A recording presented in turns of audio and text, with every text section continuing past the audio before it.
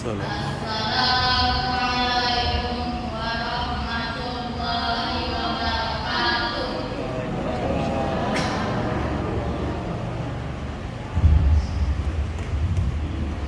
Warahmatullahi taala wabarakatuh.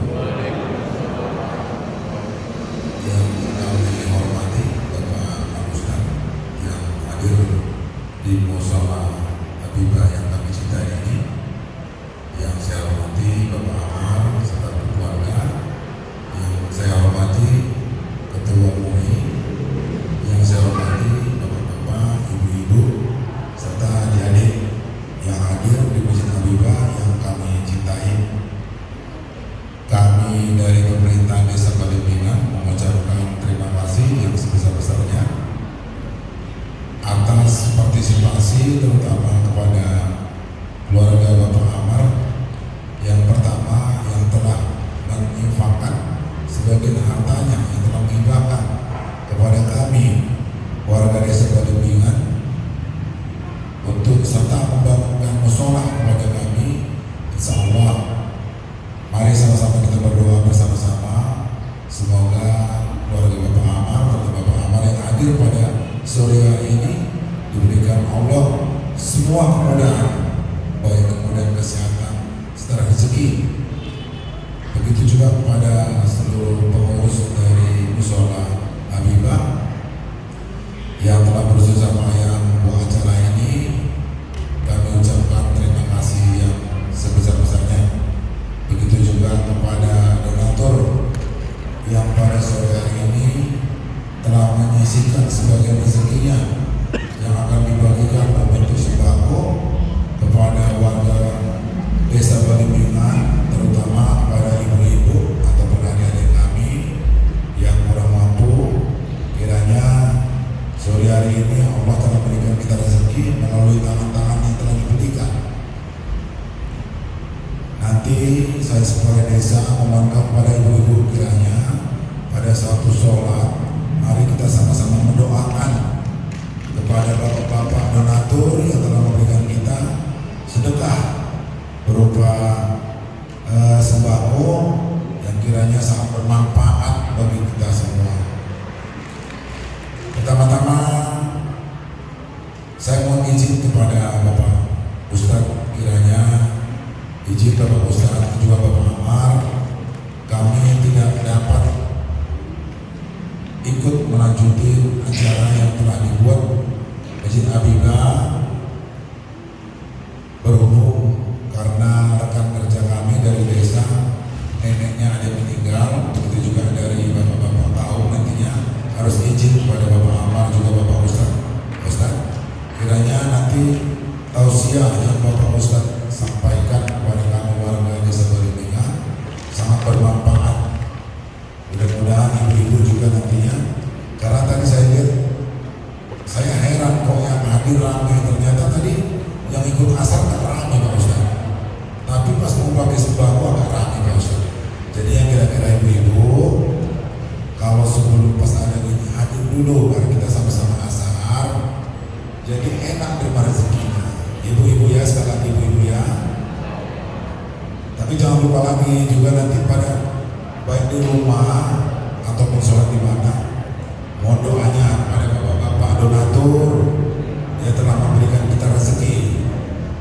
Jadi saya sangat berterima kasih sekali lagi atas acara yang telah dibuat di musola Habibah, khususnya di Desa Balipingan. Bapak Amar, terima kasih Pak Amar.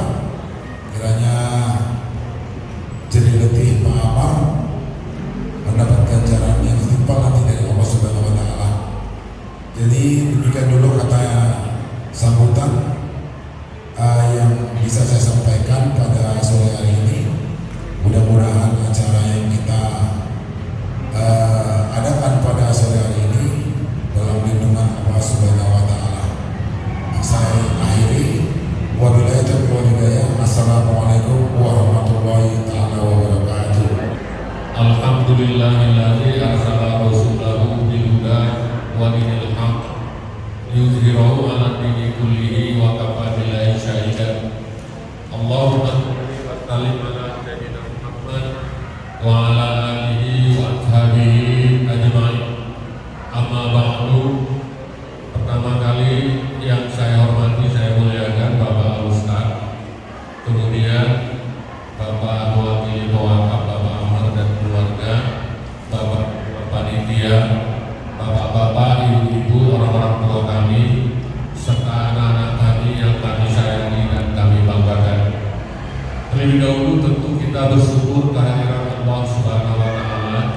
Kita bersyukuri atas segala nikmat yang dikaruniakan oleh Allah kepada kita, sehingga pada sore hari yang cerah ini kita dapat berkumpul di Masjid Al-Habibah ini dalam rangka Maulid Nabi Sallallahu Alaihi Wasallam, dirangkaikan dengan penyantunan anak yatim dan pemberian sembako kepada saudara-saudara kita kaum du'afa. Selawat dan salam tak lupa menyampaikan kehadiran Rasulullah Sallallahu Alaihi Wasallam. Kita sangat berharap kiranya kita nanti mendapatkan bantuan atau mendapatkan syafaat kelak di yaumil mahsyar. Bapak-bapak, ibu-ibu, jamaah rahimakumullah. Pertama kali saya mengucapkan selamat.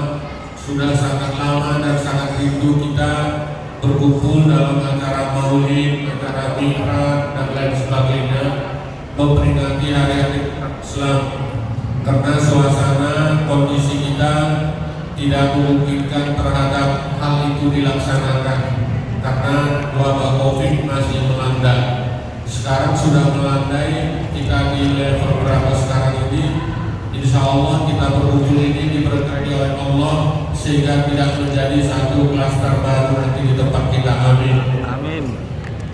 Nanti kita akan mendengarkan Maulid Nabi yang akan disampaikan Ustaz kita. Ini adalah satu kerinduan kita yang sudah hampir 2 tahun tidak pernah kita melakukan yang demikian. Perayaan ini menjadi istimewa karena dirangkaikan dengan pembagian sembako dan penyantunan anak yatim.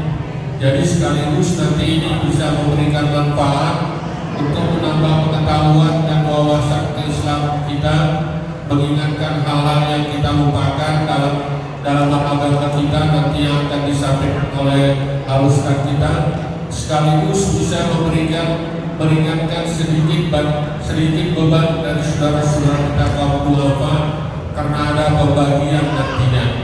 Jadi mudah-mudahan hal-hal seperti ini bisa terus kita laksanakan kepada panitia. Hari-hari besar yang akan datang yang akan kita peringati, mari tetap kita rangkaikan dengan pembagian sehingga bisa bermanfaat, tidak saja menambah wawasan dan pengetahuan, juga bisa sejenak menolong saudara-saudara kita. Karena saudaranya insya Allah, Allah itu maha kaya, maha pemurah. Tidak ada sulitnya bagi Allah mengetuk hati kita untuk sedikit memberikan sebagian rezeki yang diberikan kepada kita. Tentang ini saya masih teringat waktu saudara ini datang ke rumah, targetnya 100 orang, dijual murah, tapi hari ini saya dengar tadi sudah diberikan dengan gratis. Ini juga sudah over target, alhamdulillahirabbil alamin. Jadi untuk selanjutnya tidak usah merasa takut kalau kita bergotong royong, kalau kita ta'awunu, bertolong-tolongan dalam kebaikan. Tidak ada yang sulit bagi kita, semuanya bisa kita laksanakan.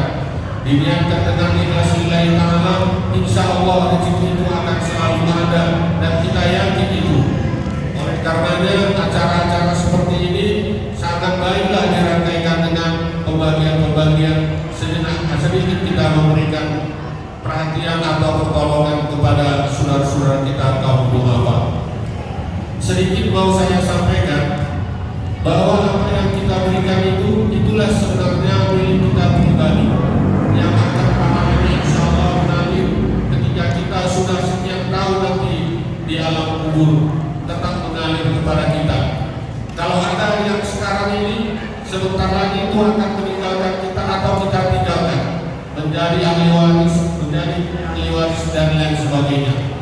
Dan dalam kenyataannya semua ini mendapat berkah atau ridho dari Allah, sehingga tidak ada orang yang jatuh miskin melarang karena banyak sumbangan, banyak infak, banyak zakat dan lain sebagainya. Ini harus menjadi satu keyakinan kita bahwa di dalam harta kita itu ada hak-hak orang yang harus kita tunaikan, insya Allah. Jadi oleh karenanya kepada panitia saya ucapkan selamat. Mudah-mudahan Allah memberikan balasan yang berlipat ganda. Segala jerih payah itu dibalas oleh Allah dengan pahala yang berlipat ganda. Demikianlah yang dapat saya sampaikan. Lebih dan kurang saya mohon maaf. Wallahu a'lam ila aqwamit thoriq. Wassalamualaikum warahmatullahi taala wabarakatuh. Terima kasih kami ucapkan kepada Bapak Ketua Uni yang telah memberikan kata sambutannya dan telah memberikan motivasi kepada kami.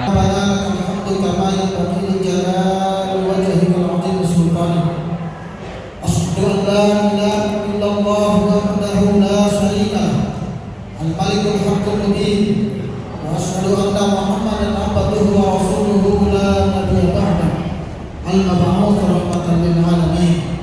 Allahumma shalli ala hadzal nabiyil karim Muhammad Rasulullah sallallahu alaihi wasallam wa ala alihi wa ashabihi wa dhurriyyatihi wa man tabi'ahu bi ihsan ila yaumiddin, amma ba'd.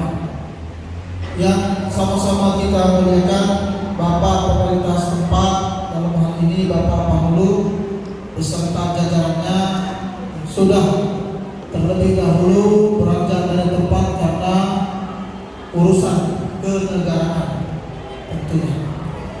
Yang sama-sama kita muliakan Bapak Ketua TUI yang turut berhadir di tengah-tengah kita, menyampaikan kata sambutan, memberikan support dan dukungan.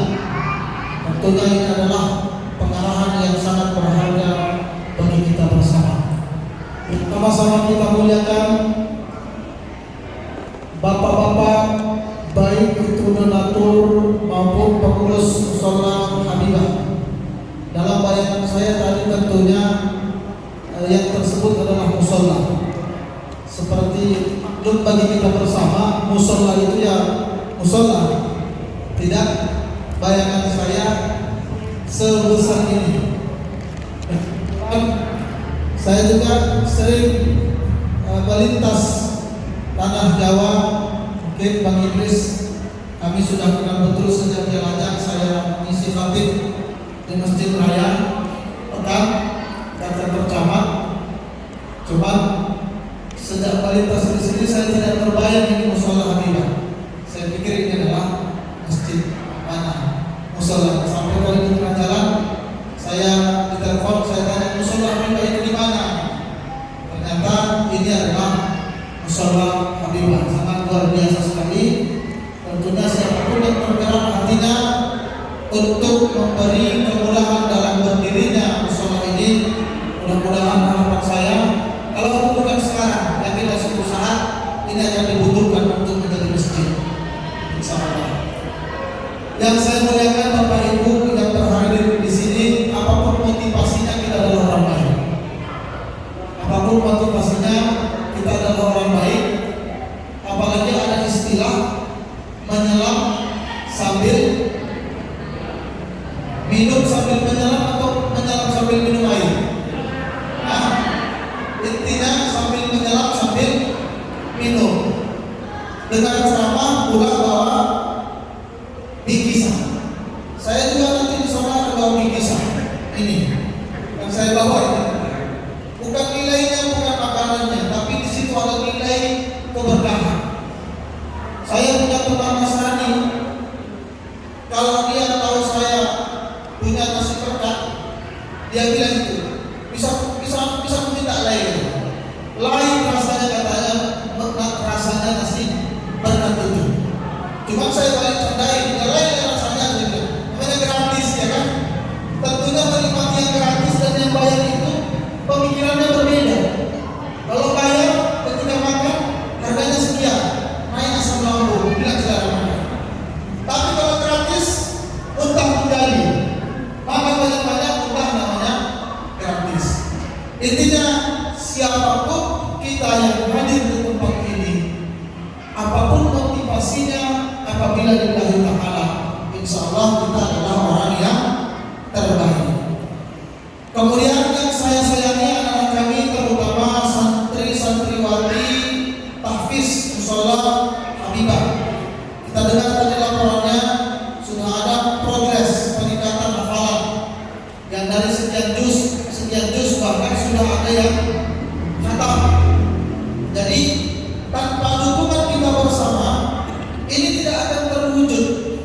Ketika tadi melihat penampilan anak itu, mungkin sebagai orang tua akan berkata, itu adalah anakku. Ya kan? Ada kan di sini yang punya anak yang tampil di sini? Ada. Itu adalah anakku. Kebanggaan orang tua ketika anaknya ada di tengah. Karena memang sudah lumrah bahwa seorang anak akan membanggakan orang tuanya selagi dia masih anak-anak. Tapi ketika dia sudah besar, maka kebalikannya, orang tua akan membanggakan anaknya. Ketika harga diri seorang anak adalah orang tuanya di masa kecil, maka harga diri orang tua ada pada anaknya ketika orang tuanya sudah tua. Maka sebagai orang tua, berikan pendidikan yang terbaik kepada anak, berikan arahan yang terbaik kepada anak.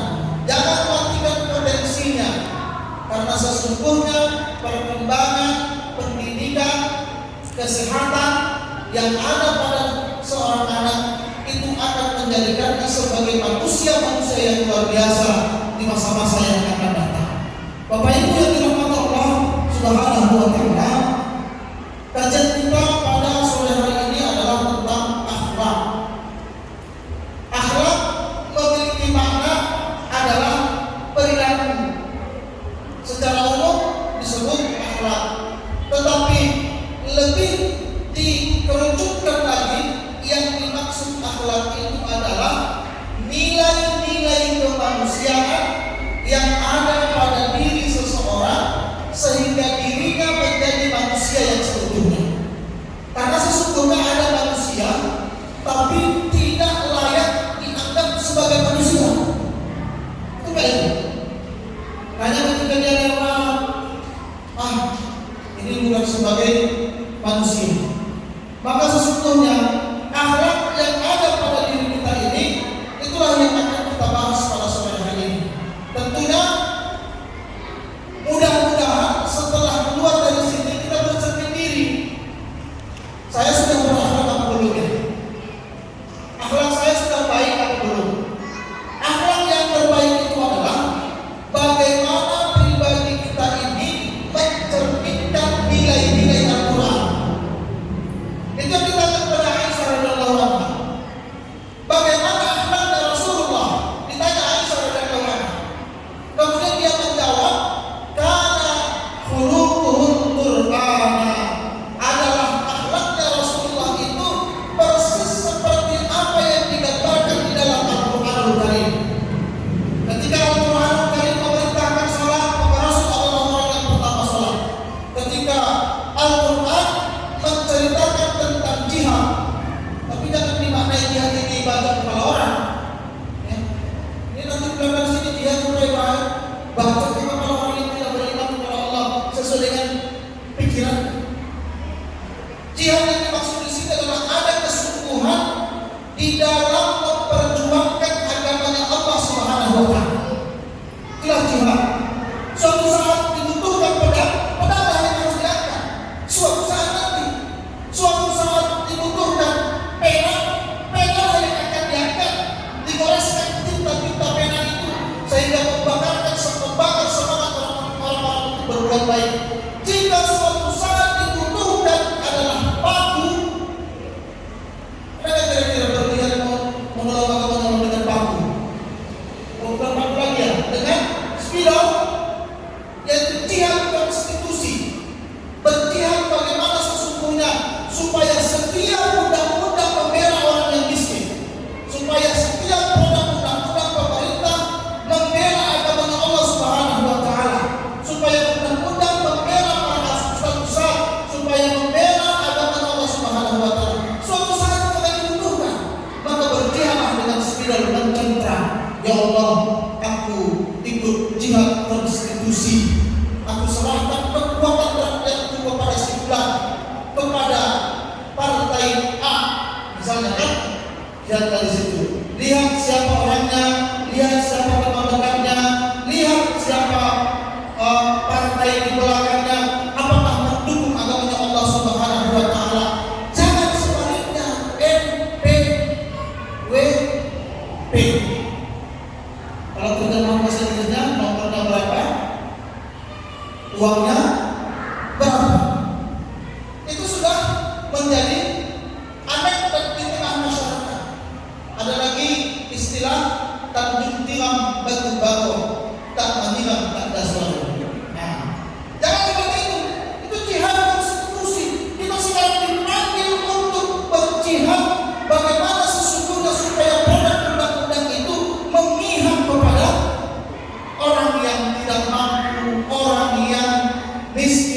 janda-janda, anak yatim, agamanya Allah Subhanahu wa Ta'ala. Disitulah kita dibutuhkan untuk berjihad. Bapak Ibu yang dirahmati Allah Subhanahu wa Ta'ala, maka ayat-ayat Al-Quran secara menyeluruh terpancar di dalam pribadinya Rasulullah Sallallahu Alaihi Wasallam. Itulah akhlaknya Rasulullah Sallallahu Alaihi Wasallam. Lalu bagaimana dengan kita? Bagaimana dengan kita? Adakah akhlak kita sudah seperti akhlaknya Rasulullah? Adakah pribadi-pribadi anak-anak kita sudah seperti pribadinya Rasulullah? Maka disitulah pertanyaannya, dan kemudian kita akan bertanya bagaimana menciptakan generasi yang Qurani. Kelihatan contohnya. Makanya ketika kita melihat siapa yang bangga terhadap anak itu, bangga adalah orang tuanya. Siapa yang hebat? Yang hebat adalah anaknya. Yang bangga adalah orang tuanya. Sementara yang membuat anak itu berani tampil di depan, mampu tampil di depan, apakah kita membanggakan dirinya sebagai seorang guru alim? Kalau di zaman saya dulu kan guru alim, ledadeda, lebawadi, ledapanku. Itu dulu ngaji di mana? Langsung A, I, U. Jadi yang dibanggakan di situ adalah gurunya. Yang hebat di situ adalah gurunya. Walaupun semua rentetan itu harus dikatakan hebat. Ada guru yang hebat, ada orang tua yang hebat, ada santri yang hebat. Tiga komponen ini bersatu, maka jadilah anak yang hebat. Apalagi didukung dengan pamulu, didukung dengan donatur, didukung oleh seluruh komponen masyarakat, maka tidak menutup kemungkinan suatu saat nanti akan terpanggil santri-santri dari musola Hanifah ini menjadi juara di Kabupaten Simalungun, kemudian tampil di provinsi, tampil di nasional. Amin ya rabbal alamin. Ibu yang dirahmati Allah Subhanahu wa Ta'ala, bagaimana menciptakan generasi yang berakhlak Quran? Dalam surah Al-Ahzab Allah Subhanahu wa Ta'ala berfirman, laqad kana lakum fi Rasulillah uswatun hasanah liman kana yarjullaha wal yawmal akhir wa dzakarallaha katsiran. Ini salah satu pedoman bagi kita, yang artinya sungguh teladan pada diri Rasul itu teladan yang baik. Bagi siapa? Bagi orang-orang yang mengharapkan pertemuan dengan Rabbnya, kemudian mengharapkan kebahagiaan akhirat. Di sini tersirat bahwa Rasulullah itu sukses dalam berdakwah ketika ada sesuatu yang menjadi visi-misinya Rasulullah. Apa yang menjadi misinya? Apa yang menjadi visinya? Ketika dia mengucapkan innama bu'ithu liutammima makarimal akhlaq. Pak protokol dari ini. Sesungguhnya aku diutus ke dunia untuk menyempurnakan akhlak yang mulia. Kita lihat di zaman jahiliyah bagaimana. Di zaman jahiliyah ada sebuah tradisi senang melihat orang susah melihat orang senang. Penyakit SMS, tapi sekarang sudah tidak populer lagi SMS, sekarang sudah ada WhatsApp. Orang sudah WA-an. Tetapi itulah penyakit itu. Susah melihat orang senang melihat orang susah. Makanya budaya praktik riba. Tidak ada istilah memberikan pinjaman gratis, tidak ada makan siang yang gratis. Semuanya harus memiliki nilai profit. Saya berikan kepada pertolongan, yuk mau berikan apa kepada saya.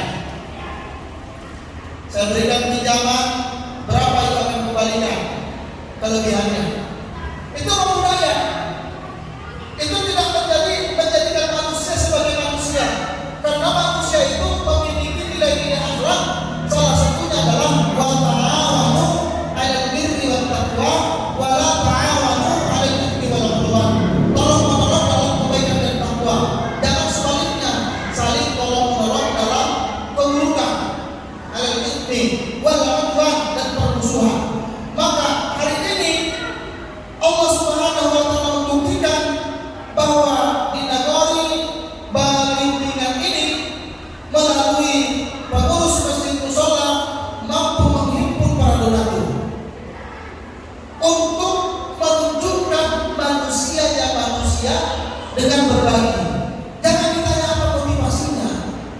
Kadang-kadang orang iseng kali nanya motivasi. Ini kan kepentingan 2024 ini.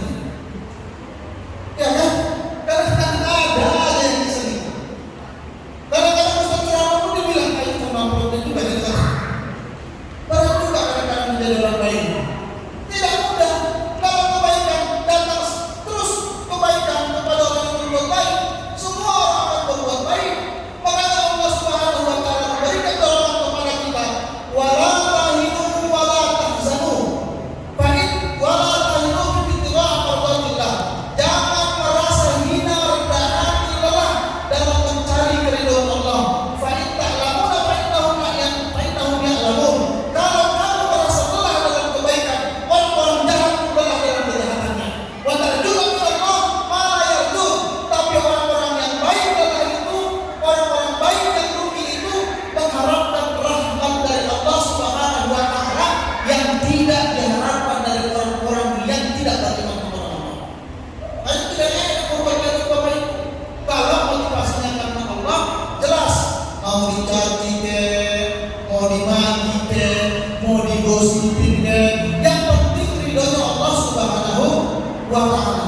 Makanya hati-hati lihatnya orang-orang yang menjadi baik itu donatur maupun yang menghimpun donatur, ada kecurigaan segala macam, dihitungnya biasanya kalau belanja sekian, ada marginnya, itu semua itu. Untungnya berapa segala macam. Kenapa? Karena mulai dari panitia zakat fitrah ini orang itu sampai panitia kurban itu orang itu tak nampak tempel satu kemarin buat panitia katanya. Itu yang terjadi. Makanya niatnya harus ikhlas karena Allah Subhanahu wa taala.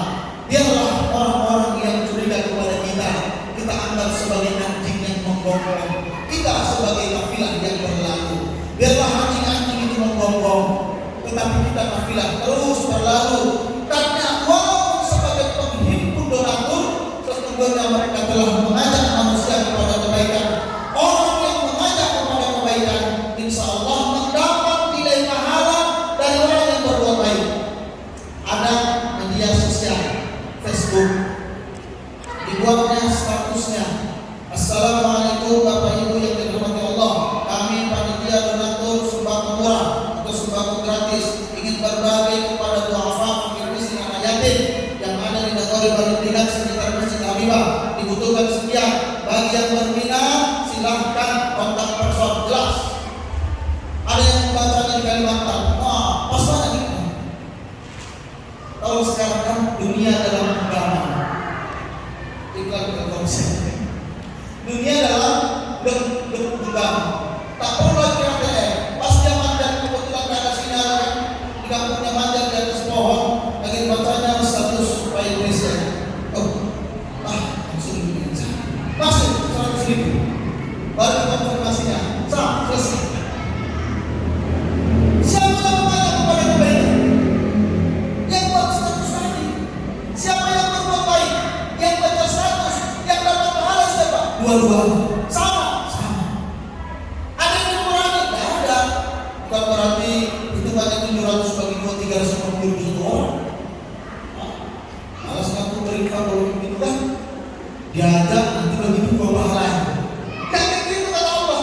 Siapa yang mengajak kepada kebaikan atau yang lebih cocoknya siapa yang menjadi inspirasi kebaikan, dia akan mendapat pahala yang sama dari orang yang melakukan kebaikan tanpa sedikit pun dikurangi hak orang yang berbuat baik tersebut. Indah pada Islam kita ini. Indah. Tapi jangan kita menjadi penipu donatur aja. Mulai turun kami sampai punya cucu asik menjadi panitia, tak pernah mengimpakkan harta yang ada padanya. Itu bukan manusia juga, harus berkorban di jalan Allah Subhanahu wa taala. Jadi bagaimana menciptakan generasi yang Qur'ani? Kaitan menyempurnakan akhlak merupakan tujuan keputusan Rasul dengan surah Al-Ahzab yang kita bacakan tadi. Ternyata menciptakan generasi yang Qur'ani itu, generasi yang berakhlak itu adalah menjadikan diri kita sebagai role model.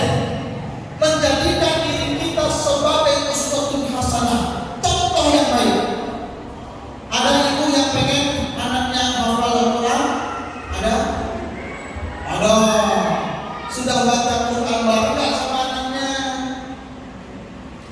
Jangan-jangan anaknya dipukul untuk ngaji, namanya ngerumpi.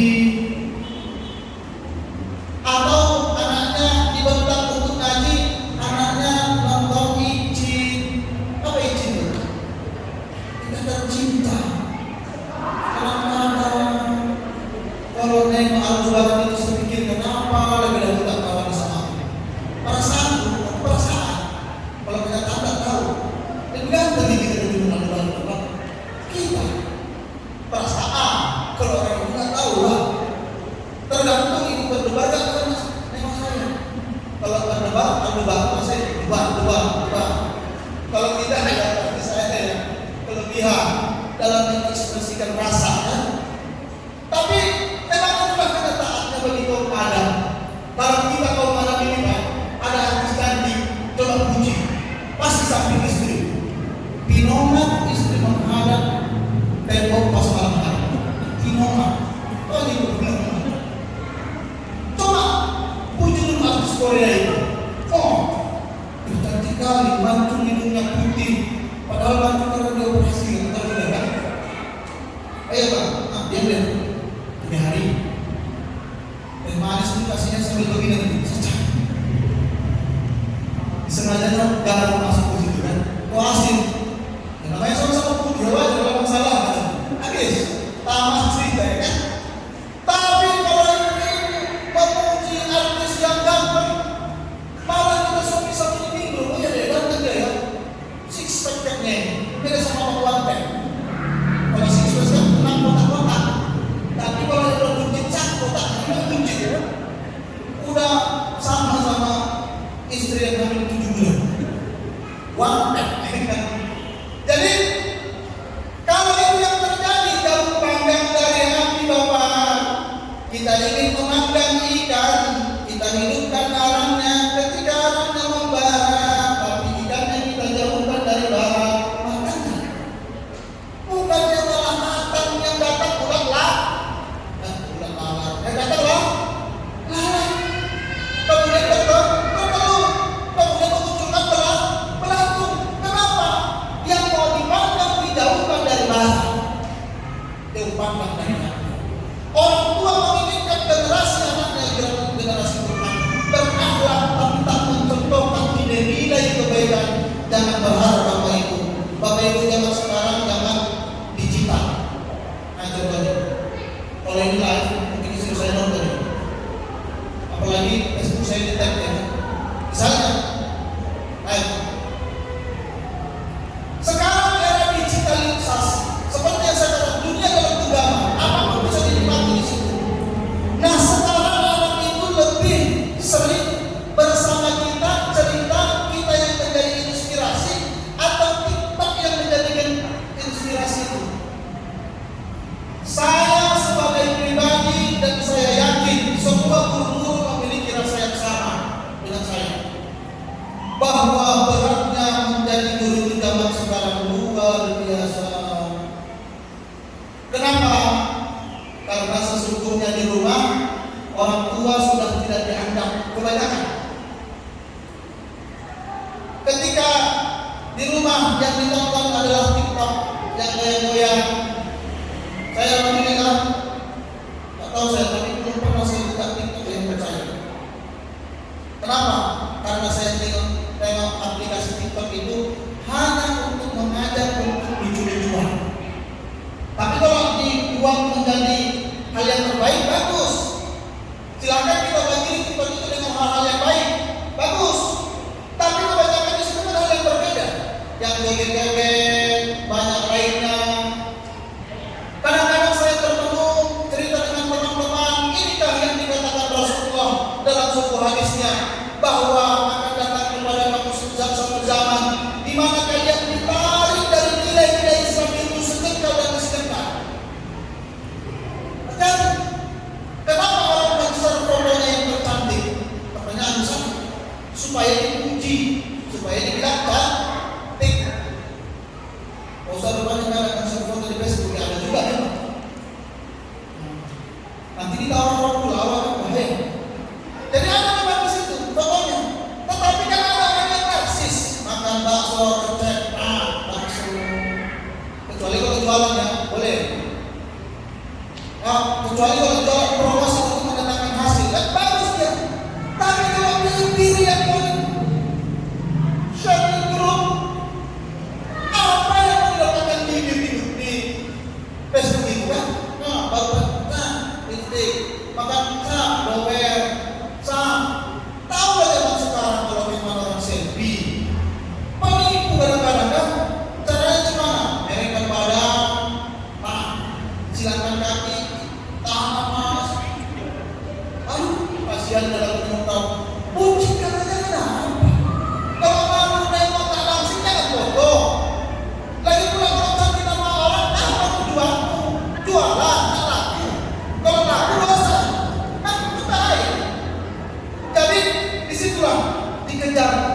sedikit demi sedikit, supaya dilihat orang buat lebih cantik, supaya dilihat orang buat lebih cantik, supaya dilihat orang buka jilbab, supaya dilihat orang buka baju ganti intensi. Apa intensi? What the meaning of intensi? You can see, kau dapat melihat. Awalnya ketiak, lama-lama nggak usah disebut lagi. Itu ditarik dekat demi sedekah, demi pujian orang rela berbuat apa, dicabut rasa malunya. Maka yang mampu menjadikan generasi Qur'annya adalah bapak-bapak, ibu-ibu, kita semuanya. Jadilah contoh yang baik bagi anak. Ingat kata Rasulullah, "Muru auladakum bisalah." Suruh anak kamu sholat. Maksudnya itu bukan saya bilang enggak, karena ada kaidah yang harus kita pahami. Segala sesuatu yang diperintahkan kepada kita, kemudian diperintahkan untuk menyuruh orang lain, maknanya itu bukan letter suruh, enggak, tapi ajar. Nurul auladakum bisalah, maksudnya itu adalah ajar anakmu sholat. Berapa tahun? 7 tahun. Kenapa kalau anak diajak sholat ke masjid, apa yang terjadi? Mudah-mudahan terjadi seperti di musola ini. Tapi saya pernah cerita dengan seseorang, kemudian dia mengamanahkan kepada saya. Namanya Pak Rahmat. Kalau ada nama yang sama, bukan Bapak Rahmat yang merasa sama itu, tapi namanya Pak Rahmat.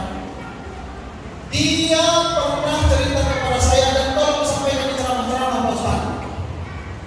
Saya orang yang termasuk trauma sholat. Trauma sholat. Sejak umur saya 5 SD sampai anak saya SD. Saat itu tidak disebutkan anak kelas berapa. Sejak dia umur 5 SD sampai anaknya SD, dia tidak pernah sholat di masjid manapun karena ada rasa trauma. Rasa trauma campur jahat juga memang itu kan. Tapi memang ini fakta dirasakan. Kenapa? Apa traumanya maksudnya? Trauma saya itu adalah ketika umur 5 tahun saya sholat di masjid, bukan rajin sholat di masjid. Tapi suatu saat entah kenapa mau aku diajak orang ribut gitu. Mau namanya anak sholat, maka tak pernah ada kita nahan, ya kan? Allahu Akbar. Bismillahirrahmanirrahim. Imam, bapak-bapak. Kalau anak, pasti nggak? Yang pernah anak sholat di masjid dirasakan ini. Tapi kalau tak pernah di masjid itu dirasakan itu. Ya kan? Anak ini baik, dilakukannya. Tidak lagi, dilakukan. Tapi tidak lagi sudah, ini sih masih banget. Pak. Tahu di situ disuruh kami berdiri, dimarahi, dibagi sampai pucat menggeletar. Tak tahu lagi saya pasal. Kalau seandainya keluar kencing saya, tak tahu lagi tak kencing atau tidak saya tahu. Pokoknya menggeletar dalam hati. Sejak saat itu kelas 5 sampai anak saya SD, tak pernah ada saya sholat di masjid. Tapi cerita kami itu masih masjid dan sholat subuh. Karena anaknya SD barulah dia mulai ke masjid. Itu pun terinspirasi sama orang-orang yang sering kota-kota begitu. Assalamualaikum, insyaallah nanti ada sholat maghrib berjamaah, kemudian kuliah di penambahan dan takwa. Itu kalau berlebihan. Kalau kita baik, ya baik insyaallah. Kalau ada orang baik, ya kan? Itu yang terinspirasi katanya.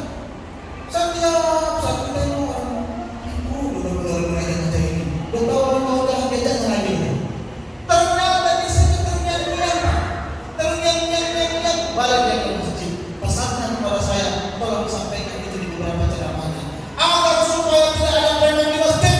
Kalau masih ada yang ribut, biarkan dia.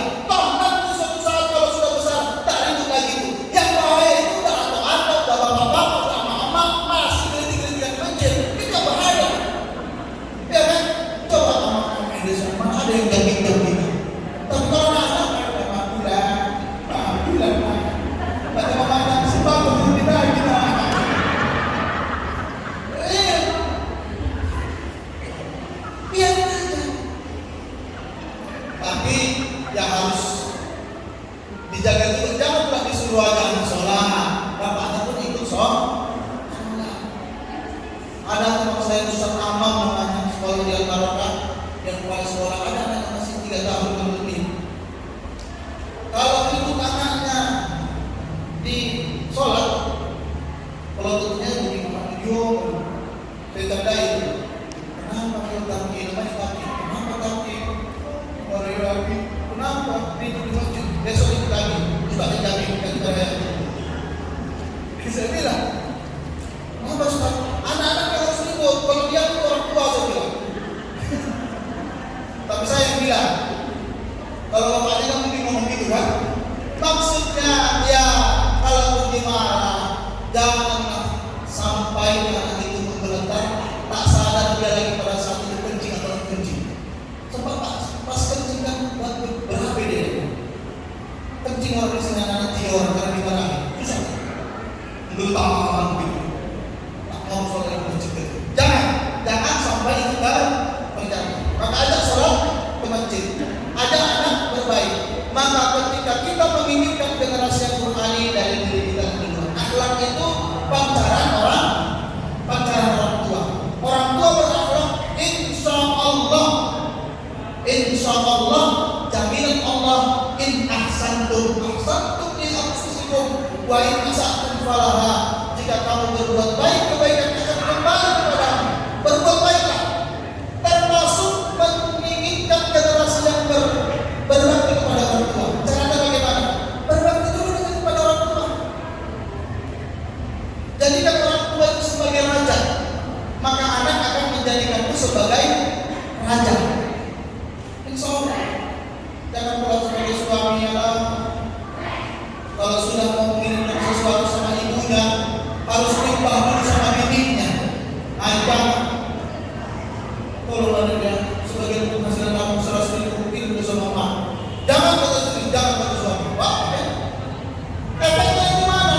Suatu saat bapak, anak ibu yang ibu kandung 9 bulan, yang ibu lahirkan bersama nyawa, yang disusui 2 tahun berturut-turut, disekolahkan sampai sarjana, dapat pekerjaan yang lama, dia ketemu dengan wanita, kemudian melakukan hal yang sama kepada anak ibu. Cuma rasanya kira-kira aku menantu yang jahat sama aku, tak pernah datang ke rumahku. Hello dulu punya mertua gimana? Sama, ya udah, kok malu? Ya, jujur menilai diri, ya kan? Jujur menilai. Jadi sebab itu dapat ahsantum li anfusikum. Kebaikanmu akan kembali kepada seperti bercermin di kaca. Coba bercermin di kaca. Takkan ada nenek-nenek yang beribut ketika memandang cermin jumpa dengan gadis yang cantik. Beribut. Wa man nu'ammirhu nunaqqisu fil khalqi afala taqilun. Siapa yang kami panjangkan umurnya, kami kurangi penciptaannya. Keriput dia, coba bercermin, tetap keriput. Kok keriput dia? Keriput lah. Namanya panjang umur, makanya jangan minta panjang umur. Ya Allah, panjangkan umurku sampai 70 tahun, tapi tetap glory. No, sudah putra kalam, waman tu'ammirhu nunaqqisu fil khalqi. Kau mintakan panjang umurmu, siap-siap menjadi nenek-nenek yang seksi dengan keriput. Titik. Jadi, ibu-ibu yang dirahmati Allah, jadikan diri kita teladan. Termasuk ketika ayat Al-Quran mengatakan, Inna yabaluwanna indakal jibara ahaduhuma au kilahuma fala taqul lahuma uff wa la tanharhuma wa qul lahuma qawlan karima. Ini ayat orang tua